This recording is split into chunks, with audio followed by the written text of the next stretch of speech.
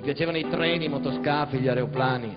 E da grande avrei voluto fare il treno, l'aereo, per andare in viaggio, sempre in viaggio, via in viaggio, come Marco Polo.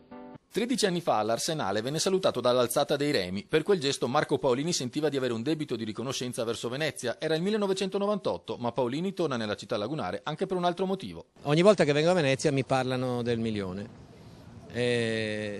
anche degli altri spettacoli, però quello all'Arsenale. E poi mi chiedono, ma non hai la cassetta?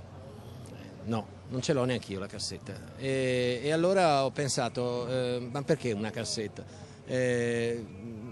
Abbiamo avuto voglia di farlo ancora. E il milione andrà in scena altre 4 volte, il 24 e 25 agosto in campo San Trovaso e l'1 e 2 settembre in campo Madonna dell'Orto, 2 luoghi scelti perché rappresentativi di una Venezia ancora viva. Paolini, bellunese di nascita, racconta la città come uno di fuori e la vede con le difficoltà di tutti coloro che arrivano da fuori e sanno di dover affrontare dei disagi. Disagi che sono esotici, cioè questo assomiglia alla somma di tutte le destinazioni dei viaggi sognati e immaginati, e tutti i viaggi sognati e immaginati da altri passano di qua.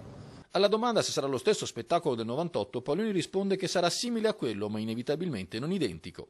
Se qualcosa di nuovo ci sarà è perché sbrissa, scivola dentro inevitabilmente di aggiungere delle cose.